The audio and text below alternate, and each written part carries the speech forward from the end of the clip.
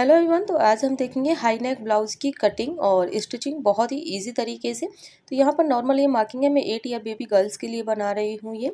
तो मैंने मार्किंग के अकॉर्डिंग यहाँ पर मार्किंग कर ली है। सिर्फ आपने शोल्डर जो लेना है वो जितना आपका आ रहा है उसका हाफ इंच लेना है और उसमें आधा इंच और एक्स्ट्रा मार्जिन कर देनी है ताकि हमें स्टिचिंग करने के बाद कम ना पड़े। तो इस तरीके से मैंने यहाँ पर मार्किंग कर लिया। आपका जितना भी मेज़रमेंट है आप उसके अकॉर्डिंग मार्किंग कर लें। यहाँ पर मैं 8 ईयर बेबी गर्ल्स के लिए बना रही हूँ। ये मैंने लास्ट वीडियो में साड़ी बनाई थी सरस्वती माँ की थीम के लिए, उसी का ये ब्लाउज़ है। तो देखिए मैंने इसको इस तरीके से खोल लिया है और एक पार्ट इसका छोड़ के मैं यहाँ पर 2 और 2.25 इंच पर एक निशान लगा रही हूँ, 2 एंड 1/4 इंच पर, और इधर से मैं लगाऊंगी 2 एंड हाफ यानी 2.5 इंच पर। और इसका हम बॉक्स बनाएंगे। और इसको बॉक्स बनाने के बाद जिस तरीके से हम बॉट नेक की कटिंग करते हैं इस तरीके से यहाँ पर गुलाई देंगे। तो ये हाई नेक की फ्रंट की कटिंग मेरी हो जाएगी। तो इस तरीके से हम फ्रंट पर मार्किंग कर लेंगे। तो इस तरीके से यहाँ पर अगर आप देंगे तो कोने में से 1 से 1.25 इंच की गुलाई दे सकते हैं, और नहीं तो आप इसमें बॉक्स की इस तरीके से गुलाई दे सकते हैं। तो इस तरीके से आपने यहाँ पर गुलाई के साथ इसको कट करना है। तो यहाँ से मैं कट कर लूँगी। वीडियो बिल्कुल भी फास्ट फॉरवर्ड नहीं है तो प्लीज़ वीडियो को पूरा वॉच कीजिएगा, आपको ईज़िली समझ में आ जाएगा। तो यहाँ पर देखिए मैंने इसको कट कर दिया है। कट करने के बाद देखिए ये मेरा बैक पार्ट हो जाएगा और ये मेरा फ्रंट पार्ट हो जाएगा।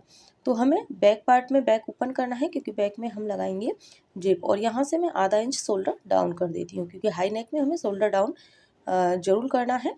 तो इस तरीके से हमारा ये हो गया है। तो ये फ्रंट को मैं यहाँ से हटा दूँगी देखिए इस तरीके से, और बैक को हम वापस इस तरीके से फोल्ड करेंगे और बीच में से हम इसको अलग कर देंगे, यानी बैक पार्ट मेरा अलग रहेगा इस तरीके से। आप चाहें तो फ्रंट पार्ट भी कर सकते हैं, फ्रंट पर भी जिप लगा सकते हैं, लेकिन मैं बैक पर जिप इसके अटैच करूँगी। तो इस तरीके से ये हो गया है। अब यहाँ पर देखिए हमने ये मार्किंग कर ली है, कटिंग कर ली है अपनी लाइनिंग की। तो सेम फैब्रिक की कटिंग कर के हम इसको दिखाते हैं। तो देखिए मैंने यहाँ पर सेम फैब्रिक की कटिंग करके और इसको हमने स्टिचिंग भी कर लिया है। आपने जिस तरीके से कटिंग करना है, कटिंग करने के बाद सिंपल आपने लाइनिंग के साथ इसको जोड़ देना है, यानी कि अपने अस्तर के साथ इसको जोड़ देना है। अब क्या करना है आपने, इस तरीके से देखिए इसको कोने से कोना इसका मिलाना है। कोने से कोना मिला के देखिए अगर आपको कहीं से लग रहा है तो आप यहाँ से अपने कपड़े को ट्रिम कर सकते हैं, और ट्रिम न करने के बाद देखिए इस तरीके से हम बिठाएंगे इसको। बिठाने के बाद देखिए हमने क्या करना है, यहाँ पर सबसे पहले हम इसकी मार्किंग कर लेते हैं। मार्किंग करने के बाद देखिए 10 इंच हम इसको तैयार करेंगे, तो 8 इंच पर यानी 7.5 इंच पर हम इसके वश पॉइंट लगाएंगे। तो यहाँ पर हमें कमर के अकॉर्डिंग यहाँ पर प्लेट्स लगाने हैं। तो इसी तरीके से हम प्लेट्स का निशान लगा देंगे, और हम इसको खोलने के बाद इसे दोबारा इस तरीके से बंद करके हल्का सा टैप टैप कर देंगे ताकि हमें सेकंड मार्किंग भी अपनी मिल जाए। तो देखिए सेकंड मार्किंग भी मेरी मिल गई है। तो इस तरीके से हम यहाँ पर टक्स लगा लेते हैं। तो टक्स को आपने स्टार्टिंग में टक्स को लॉक करना है, और लास्ट में जब हम इसको उतारेंगे तो भी हमें इसको लॉक करना है, बैक स्टिचिंग करके लॉक कर देना है आपको। तो देखिए ये मेरा हो गया है। इसी तरीके से मैं एक और टक्स लगा लेती हूँ अपनी। देखिए बिल्कुल परफेक्ट तरीके से आपने टक्स को जो है वो लगाना है। इस तरीके से मैं प्रॉपर ब्लाउज की स्टिचिंग आपको दिखा रही हूँ। तो देखिए ये फ्रंट के दोनों टक्स हो गए हैं। अगर आप बड़े के लिए बना रहे हो तो आप यहाँ पर प्रिंसेस कट या फिर 2 टक्स कट बना सकती हैं, या फिर 4 टक्स भी ब्लाउज बना सकती हैं। सेम प्रोसेस के साथ जैसे हमने फ्रंट पर किया था, बैक पर भी हम इसी तरीके से करेंगे। बैक पर हम आधा इंच की प्लेट कम रखेंगे, यानी फ्रंट पे हमने 7.5 पर पॉइंट लगाया था, बैक पे हम 8 इंच पर पॉइंट लगाएंगे। इसको भी टैप करने के बाद हमने मार्किंग दूसरे पैनल पर ले लेनी है, ट्रेस कर लेनी है, और इनको भी हम इसी तरीके से यहाँ पर टक्स लगा देंगे। देखिए इस तरीके से आपने इजीली लगानी है। अगर आपको लग रहा है कि आपका मेन फैब्रिक जो है वो लाइनिंग से अलग हो रहा है तो आप यहाँ पर कच्ची सिलाई या यहाँ पर लगा सकते हैं, या टाँका भी लगा सकते हैं। बट ये मेरे पास वेलवेट है तो वेलवेट इतना सरकता नहीं है, तो आपको कोई प्रॉब्लम होगी नहीं। तो इस तरीके से देखिए मैं यहाँ पर ये इस तरीके से कर रही हूँ, और फुल स्लीव्स में यहाँ पर बनाऊँगी। आपको बता दूँ मैंने स्लीव्स की कटिंग नहीं बताई है। स्लीव्स आपने जितनी रखनी है उतनी आप यहाँ पर रख सकते हो। प्लेन स्लीव्स हैं इस वजह से मैंने कटिंग नहीं बताई है इसकी। तो ये मेरा बैक में हो गया है। अब क्या करना है आपको, देखिए बैक और फ्रंट को हमने पैनल को अटैच करना है, तो हम यहाँ पर गोम शोल्डर नहीं लगा रहे हैं क्योंकि इसमें ज़्यादा कोई रेसे निकलने की दिक्कत नहीं है। तो चलिए यहाँ पर मैं शोल्डर अटैच कर लेती हूँ इस तरीके से। तो देखिए मेरे यहाँ पर शोल्डर मैंने दोनों ही अटैच कर लिए हैं और एक सिलाई और हम ऊपर से पक्की सिलाई यहाँ पर लगा लेंगे। देखिए इस तरीके से दोनों ही शोल्डर मैंने पक्के तरीके से सिल लिए हैं। अब देखिए यहाँ पर इस तरीके से अगर आपको आप इस तरीके से पकड़ के कॉलर की मेज़रमेंट कर सकते हैं। चाहे तो आप मुझे यहाँ पर 14.25 यानी 14 इंच से थोड़ा सा कम ही शोल्डर चाहिए होगा, मतलब कॉलर चाहिए होगा। तो यहाँ पर देखिए प्रॉपर 7 आ रहा है, थोड़ा सा हमारा सिलाई में चला जाएगा तो मुझे प्रॉपर मिल जाएगा। अगर आपको यहाँ पर लग रहा है कि आपका ये पार्ट कम है आपकी कॉलर के लिए, तो आप पीछे से थोड़ा सा ट्रिम यहाँ पर कर सकते हो। तो चलिए पहले हम अपने जिप को अटैच कर लेते हैं। ये जब आप मेज़रमेंट करें तो जिप लगाने से पहले ही करनी चाहिए। जिप को अटैच करने के लिए देखिए मैं यहाँ पर अपने फुट को चेंज करूँगी इस तरीके से। देखिए आपकी जो जिप है वो इस तरीके से उल्टी खुलनी चाहिए, इस तरीके से आपने अपनी जिप को रखना है। देखिए तो यहाँ पर सबसे पहले मैं थोड़े से लाइट थोड़ा बढ़ा देती हूँ ताकि आपको सही से दिखे। इस तरीके से हम इसको लगाएंगे। तो पहले हम इस तरीके से आपको यहाँ पर इसको स्टिच करेंगे। तो इसके लिए देखिए मैं यहाँ पर शोल्डर ये जो इसका फुट है ये चेंज कर लूँगी। तो ये मैंने डबल फुट जो है वो हटा दिया है। यहाँ पर मैंने सिंगल फुट यहाँ लगा देती हूँ मैं इसमें इस तरीके से। जब भी आप फुट लगाएं तो आप अपना सेटिंग चेक कर लें, क्योंकि मैं दोनों ही फुट यूज़ करती हूँ, तो दोनों ही फुट पर मैंने सेटिंग प्रॉपर कर रखी है, वरना आपकी नीडल टूट सकती है यहाँ पर। तो इस तरीके से आपने जिप को थोड़ा सा पहले खोल लें ताकि आपको सही से समझ में आ सके। और यहाँ से एक तरफ से हम जितनी जिप है उतनी ही स्टिचिंग करेंगे। देखिए इस तरीके से आपको दिख रहा होगा, ये बहुत ही इजी मेथड है, वरना जिप थोड़ा अलग तरीके से लगती है। बट ये मैं छोटा ब्लाउज़ बना रही हूँ तो इसमें ज़्यादा प्रॉब्लम नहीं आती है आपको। देखिए इस तरीके से। तो आपने ऊपर से जो जिप एक्स्ट्रा है उसको नहीं कट करेंगे, हम उसको अपनी कॉलर में दबा देंगे। तो इस तरीके से देखिए एक तरफ से कॉलर लग गया है, वो सॉरी जिप लग गया है। अब हम दूसरी तरफ से लगाएंगे। तो दूसरी तरफ से देखिए क्या करना है, आपने ऊपर से आपने ध्यान रखना है, दूसरा पैनल आपने जहाँ से जिप पर अटैच किया है सेम प्रॉपर आपने मेजर करते हुए ही अपनी जिप को यहाँ पर रखना है इस तरीके से। तो हम आगे से बिल्कुल प्रॉपर रखेंगे जितना हमारा दूसरा पैनल है जिप पर, वरना जिप ऊंची नीची हो जाएगी। देखिए इस तरीके से हम इसको ध्यान से आपने रखना है। देखिए इस तरीके से जो यहाँ पर जो जितना पैनल आपका आ रहा है उतना ही आपने रखना है इस तरीके से।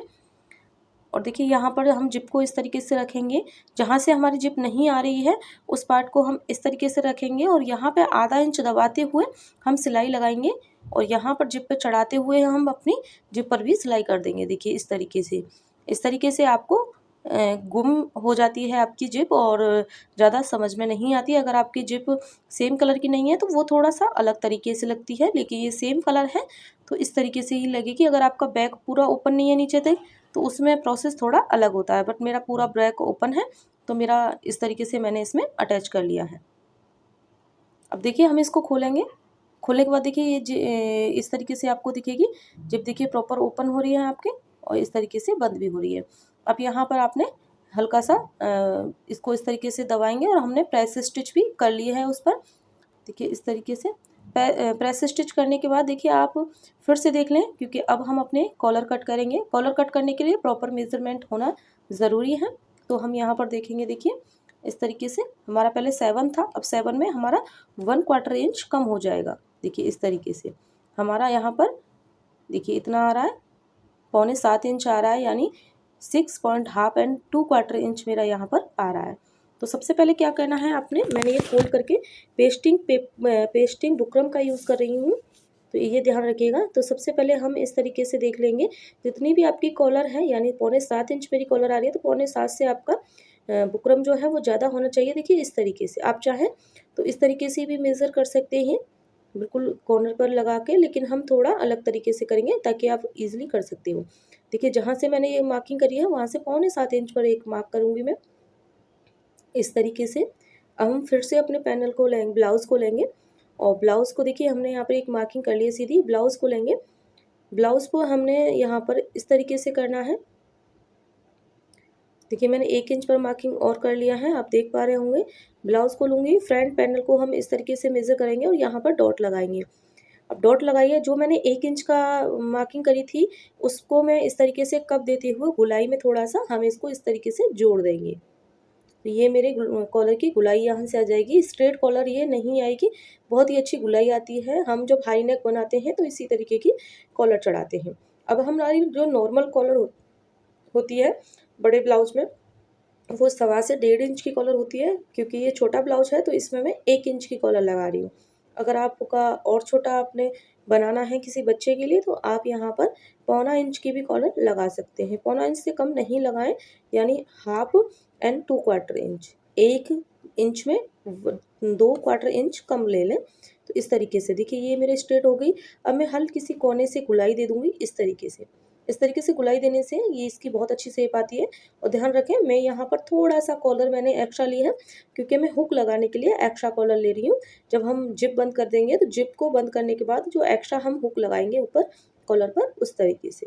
तो देखिए इस तरीके से हम इसको कट कर लेंगे। बहुत ईज़ी है, बहुत अच्छी तरीके से कट हो जाएगा। ध्यान रखें आप इसको प्रॉपर पकड़ के कट करें। अगर आपका सही से हाथ नहीं बैठा हुआ है तो आप यहाँ पर ऐसे ऑल पिन भी लगा सकते हैं। तो देखिए इस तरीके से आपका कॉलर बन गया है।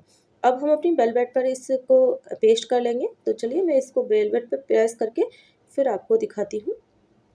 तो देखिए गाइस मैंने ये वेलवेट पर प्रेस कर लिया है। प्रेस करने के बाद देखिए इस तरीके से अब हमें इसमें ऊपर की तरफ से स्टिचिंग कर लेंगे। ध्यान रखिएगा जिधर से हमने गुलाई दी है ऊपर की तरफ से हमें स्टिचिंग करनी है। तो चलिए करती हूँ मैं। तो देखिए इस तरीके से आपने स्टिचिंग कर लेनी है। मेरी स्टिचिंग हो गई है। स्टिचिंग करने के बाद देखिए फिर हम इसको इस तरीके से पलट लेंगे। और पलटने के बाद देखिए थोड़ा-सा आपने ध्यान रखना है, जब भी आप इसकी टॉप स्टिचिंग लगाएँ तो आपका थोड़ा-सा एक्स्ट्रा फैब्रिक होना चाहिए, क्योंकि हम इसको अटैच करेंगे।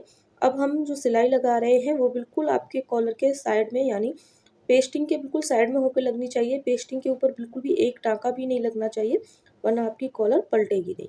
तो चलिए मैं ये सिलाई लगाती हूँ। आपने बहुत आराम से इस सिलाई को लगाना है। इस तरीके से जहाँ पर गुलाई आएगी देखिए थोड़ा-सा हम फैब्रिक को इस तरीके से रखेंगे, ताकि हम अपनी कॉलर को जब लगाएँ तो ईज़िली हमारी कॉलर लग जाए इस तरीके से।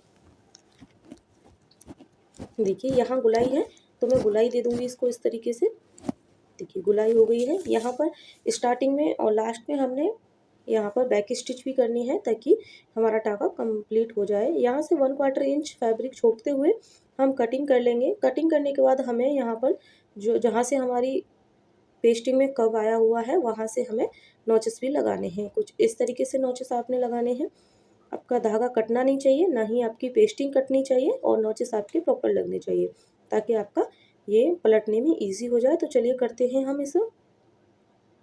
तो देखिए मैंने नॉचेस लगा लिए हैं। नॉचेस लगाने के बाद अब हम इसको इस तरीके से पलट लेंगे। ईजी पलट जाता है देखिए इस तरीके से। जैसा कि मैंने बताया था 1/2 इंच मैंने इस कॉलर को एक्स्ट्रा कट किया है, तो हम इस तरीके से रखेंगे। आपने जिधर से लगानी है कॉलर, पीछे से कहीं से भी आप हुक लगा सकते हो। तो स्टार्ट हम करेंगे, चलिए कॉलर लगाना। तो देखिए इस तरीके से कॉलर लेंगे। जो सिलाई वाला भाग होगा हमारी कॉलर का वो ऊपर की तरफ रहेगा, ताकि हम अपने कॉलर को गोम लगा सकें। देखिए इस तरीके से रखेंगे। पहले हम जो बिना सिलाई वाला पार्ट है हम इस तरीके से सिलाई कर लेंगे और ऊपर से उस पार्ट को लगाएंगे तो हमारी गुम कॉलर यहाँ पर अटैच हो जाएगी बहुत आसान तरीके से। अगर आपको गुम कॉलर लगाने में प्रॉब्लम होती है तो आप सिंपल कॉलर भी अटैच कर सकते हैं, बट ये गुम कॉलर लगाने में बहुत ईजी होती है। और सबसे अच्छी बात, आप इसको कितना भी वॉश कर लें आपका फैब्रिक सेफ रहता है। तो इस तरीके से आपने कॉलर को चढ़ा लेना है। तो यहाँ पर आपने ना ही कॉलर के कपड़े को और ना ही मैन कपड़े को, किसी भी पैनल को आपने खींचना नहीं है। तो देखिए मेरी कॉलर लग चुकी है। यहाँ पर थोड़ा सा एक्स्ट्रा है जो कि मैंने आपको पहले ही बता दिया था। तो यहाँ पर हम इसको एक्स्ट्रा रहने देंगे और यहाँ पर हम बैक स्टिच करते हुए अपनी कॉलर को कंप्लीट करेंगे कुछ इस तरीके से। देखिए कॉलर मेरा लग गया है। मैंने यहाँ पर जिप को कट नहीं किया था, जिप को हम अंदर ही फोल्ड कर देंगे। तो इस तरीके से मेरी घूम जो कॉलर है वो ईजिली लग जाती है। देखिए इस तरीके से। अब हमारा जो सिलाई वाला पार्ट है, अगर आप ये वेलवेट है, वेलवेट में सिलाई नहीं दिखती है। अगर आपका नॉर्मल फैब्रिक है तो उसमें आप बड़ा टाँका करके इस सिलाई को लगाएं, पहले जो लगाते हैं, बाद में आप इस सिलाई को निकाल सकते हैं। तो अब आपको इस तरीके से खींचते हुए बिल्कुल सिलाई के ऊपर रखते हुए आपने झूल नहीं आना चाहिए, अपनी कॉलर को स्टिच कर लेना है। तो यहाँ पर आपने थोड़ा थोड़ा पार्ट लेके ही स्टिच करना है, वरना आपका कॉलर रह जाएगा तो आपको दोबारा से स्टिचिंग करनी होगी। तो देखिए गाइस, मेरा यहाँ पर कॉलर पूरा लग गया है। मैं आपको दिखा दूँ। देखिए इस तरीके से हम देखिए जिप बंद करेंगे। जो हमने एक्स्ट्रा पार्ट लिया था उसका भी देखिए काम दिखा देती हूँ। हम इस तरीके से इस पर हुक लगाएंगे तो ये प्रॉपर बंद आएगा, ये खुला हुआ यहाँ से पार्ट नहीं आएगा, ये 1/2 इंच इस पर चढ़ते हुए आएगा। तो इस तरीके से आप थोड़ा सा एक्स्ट्रा कॉलर कट कर लें ताकि आपका लुक बहुत ही अच्छा आए। आप यहाँ पर टिच बटन भी यूज कर सकती है। देखिए इस तरीके से यहाँ पर अगर आपको आर्म होल कम लग रहा है तो आप इस स्टेज पर आकर अपने इसमें जो भी कमी है आप उसको कम कर सकते हैं। अब देखिए यहाँ पर मैं यहाँ कॉलर पर लेस लगाऊंगी, तो लेस आप अपने अकॉर्डिंग लगाएं। मैं फ्रंट पर ही लगाऊंगी, लेकिन अगर आप चाहें तो इस तरीके से बिल्कुल बैक से पूरे नेक कॉलर पर लेस यूज़ कर सकते हैं, लेकिन मैं फ्रंट पर ही कॉलर लगाऊंगी। देखिए इस तरीके से आप चाहें तो कर सकते हैं, लेकिन मैं फ्रंट पैनल पर ही लगाऊंगी। देखिए इस तरीके से। तो जहाँ से शोल्डर स्टार्ट है मैं वहाँ से लेस लगाने वाली हूँ। जब भी लेस लगाएं आप इस तरीके से लेस को फोल्ड कर लें। तो चलिए लेस लगा के फिर मैं आपको दिखाती हूँ। तो गैस देखिए, मैंने जैसा कि बता दिया था आपको, मैं शोल्डर से शोल्डर इसमें लेस लगाऊंगी ताकि फ्रंट पर रहे, बैक पर लेस ना आए। तो बैक हमारा इस तरीके से आ जाएगा। तो चलिए मैं इसको ऑल पिन से सिक्योर कर देती हूँ, क्योंकि अब हमें ये कॉलर खोलने की ज़रूरत नहीं पड़ेगी। तो मैंने जिप बंद करके और यहाँ पर ऑल पिन से मैं सेट कर देती हूँ, फिर आपको दिखाती हूँ। तो देखिए कुछ इस तरीके से इसका लुक आया है, कितना प्यारा इसका लुक आया है। और यहाँ पर छोटे बच्चे के लिए बनाया है, इसलिए मैंने 1/2 इंच इस शोल्डर को डाउन किया है। अगर आप बड़े बच्चे के लिए या बड़े के लिए बना रहे हैं ब्लाउज, तो यहाँ पर आपने कम से कम 1 से 1.25 इंच आपने शोल्डर डाउन करना है। और ये है इसकी स्लिप्स इसकी सिंपल है, तो स्लिप मैं अटैच कर लेती हूँ। तो देखिए सबसे पहले हम क्या करेंगे, स्लिप को कट करेंगे। इस तरीके से मैं इसकी फ्रंट कटिंग कर लेती हूँ।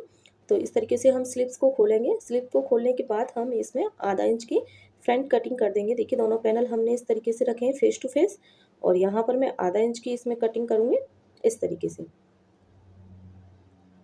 देखिए कटिंग हो गई है।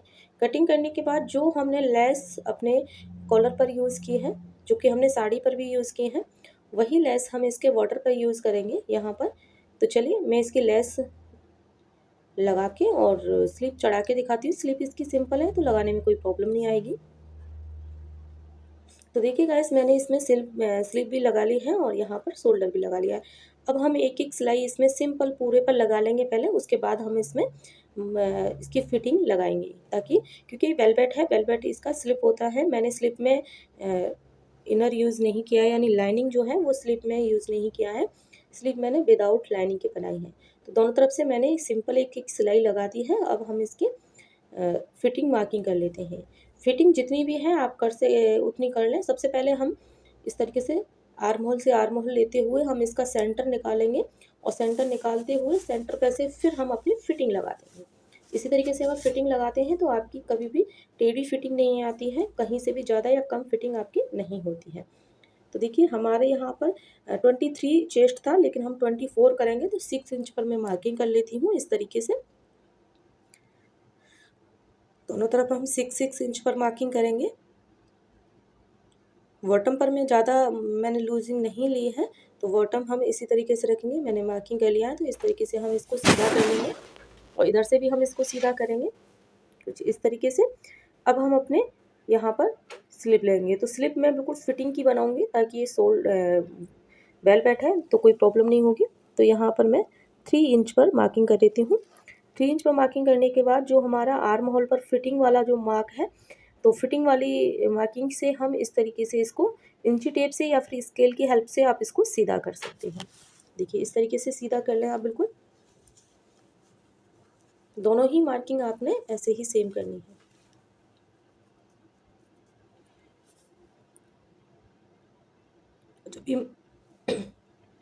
जब आप मार्किंग कर रहे हो तो ध्यान रखना है आपको कि फैब्रिक को आपने अच्छे से फैलाना है, कहीं भी रिंकल्स नहीं होने चाहिए वरना आपकी फिटिंग में प्रॉब्लम आ जाएगी। तो इस तरीके से देखिए हम इधर भी मार्किंग कर लेंगे। तो चलिए अब हम मार्किंग से मार्किंग सिलाई कर लेते हैं। सिलाई करते समय भी आपने ध्यान रखना है आपका कहीं से भी फैब्रिक इधर उधर नहीं होना चाहिए। देखिए मैं सिलाई कर लेती हूँ। सेम प्रोसेस से हम दूसरी तरफ भी सिलाई कर लेंगे। आपने स्टार्टिंग में और लास्ट में बैक स्टिच जरूर लगानी है ताकि आपके ये कंप्लीट हो सके। तो यहाँ पर देखिए मैंने इधर भी सिलाई कर ली है और इधर भी कर लेती हूँ। दोनों तरफ मैंने सिलाई कर ली है। अब हम इसको सीधा करेंगे।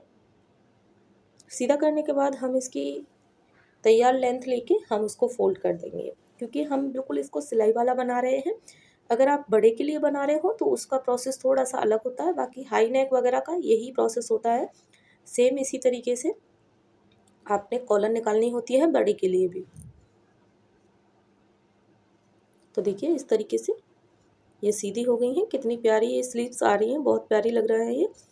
अब यहाँ पर हम अपने पूरे ब्लाउज़ को सीधा कर लेते हैं। देखिए इस तरीके से ध्यान रखें इसमें हमने ऑल पिन लगाया हुआ है वरना आपके कहीं भी पिन हो सकता है, लग सकती है उससे। तो देखिए इस तरीके से अब हमने अपने ब्लाउज़ को रख लिया है। ब्लाउज़ में कोई भी रिंकल्स नहीं है। और यहाँ पर देखिए हम तैयार लेंथ लेंगे शोल्डर से। तो यहाँ पर 10 इंच पर मार्किंग करूँगी, क्योंकि 10 इंच मेरे ब्लाउज़ की लेंथ है प्रॉपर। और इधर से भी मैं 10 इंच पर करूँगी। दोनों तरफ से हम इस तरीके से दबाते हुए इसमें स्टिचिंग लगा देंगे। आप चाहें तो कच्ची स्टिचिंग लगा सकते हैं, बाद में हेमिंग कर दें, पर मैं पक्की स्टिचिंग यहाँ पर लगा लेती हूँ। तो देखिए मैंने यहाँ पर सिलाई भी लगा दी है और ये प्रॉपर तरीके से तैयार है। उम्मीद करती हूँ आपको पसंद आया होगा। वीडियो अच्छी लगी तो लाइक शेयर, चैनल को सब्सक्राइब जरूर करें। Thanks for watching.